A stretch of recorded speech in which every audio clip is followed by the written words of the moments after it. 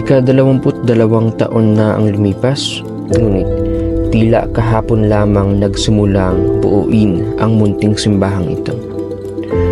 Mula sa simpleng panalangin ng iilan, musbong ang isang pamilya ng mananampalataya.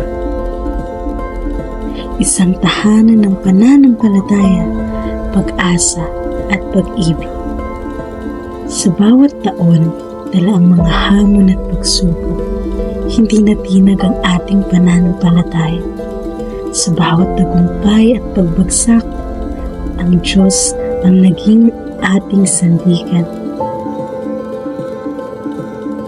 Ngayon, ating balikan ang mga kwento ng biyaya, mga kwento ng panalangin na sinagot, mga pamilya na binuo, at mga buhay na nabago. At higit sa lahat, pasalamatan natin ng Diyos na siyang pinagmulan ng lahat ng ito.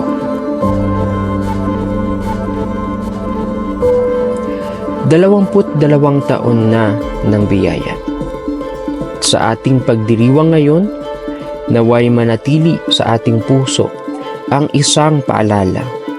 Ang Diyos ang tapat noon, ngayon, at magpakailanman. Salamat Panginoon, sa iyo ang lahat ng papuri at pasasalamat.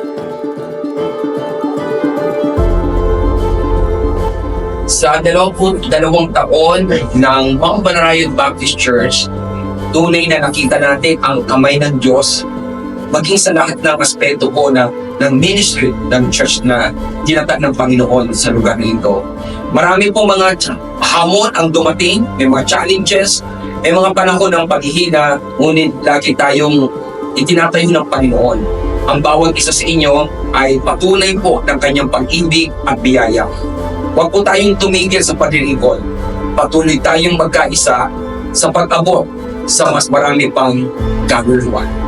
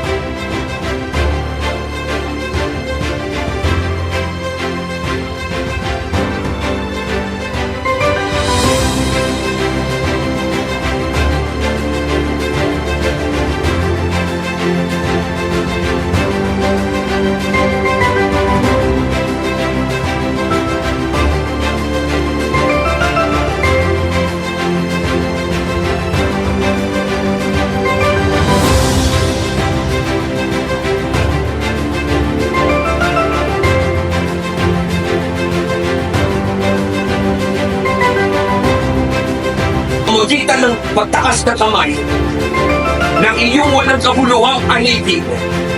Igawan mo, O Diyos, ang iyong mahalagang basbas. Sa pangalan ng Ama, ng Anak, at ng Espiritu Santo. Amen.